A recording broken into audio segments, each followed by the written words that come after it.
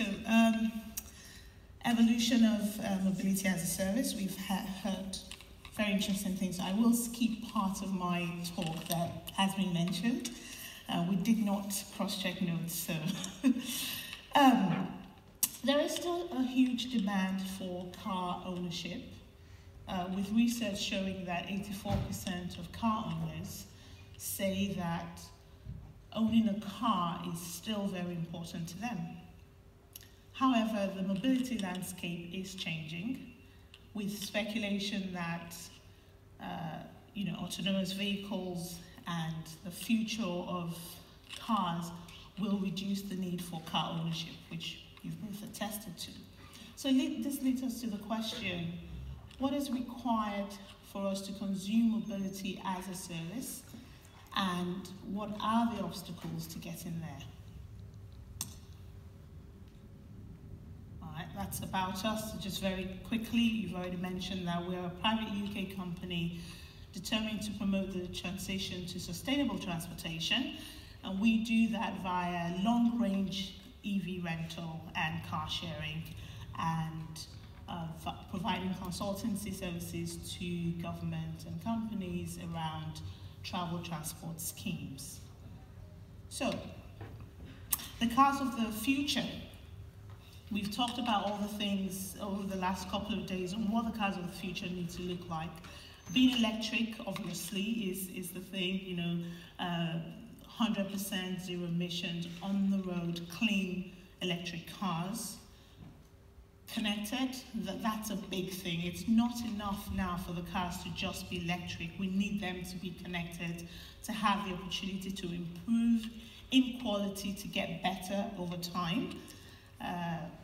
Autonomous, the ability to get from point A to B driverlessly, without any driver in the car.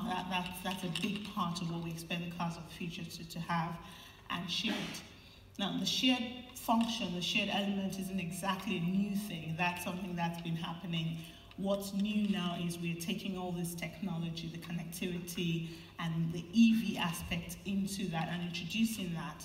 And what we're saying now is the future of cars will have all of these four elements, which then links us into the question. Now, if we look, going back a second, each of those trends actually, even though we say those are the cars of the future, each of those trends, looked at in isolation, actually already do exist. And we have them in varying degrees in different countries, in different cities, all being experienced. But what we're looking at with MAS is an ability to look at a combined impact of all of those strengths together with one platform that then allows us to access all of these services on demand, which is, great and fascinating.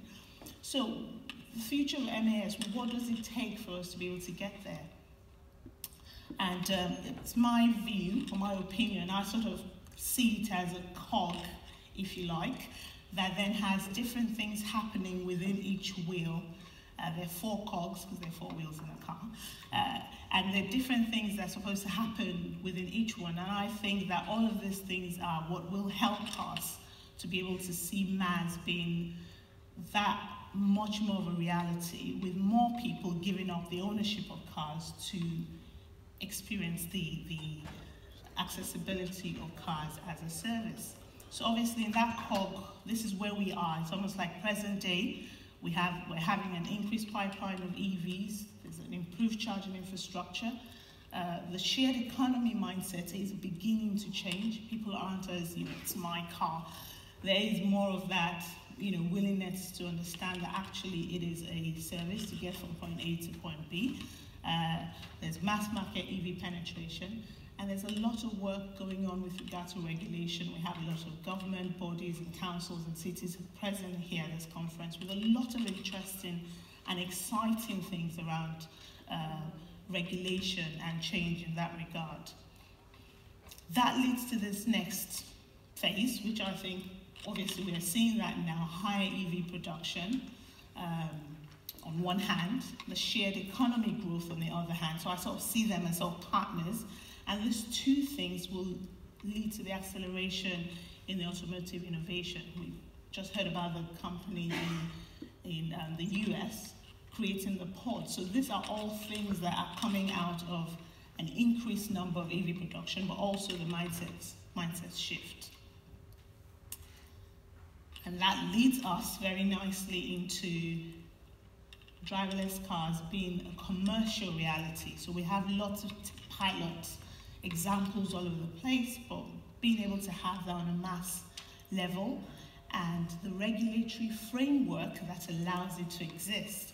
Because a lot of the time you hear about it and then you go, well, the insurance companies are never going to agree to that.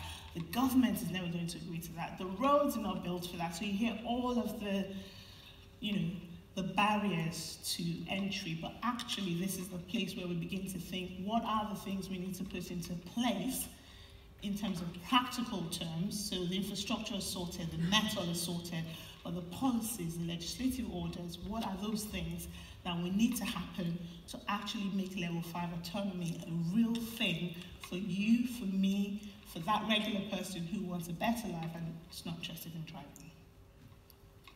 And that leads us to this final box of my vision for MAS is to then have everything working together into this beautiful symbiotic ecosystem with all things all working together. And in that last box, seeing a massive amount of innovation in MAS platforms and in connected cities, and also in a connected MAS platform across different organizations in different countries.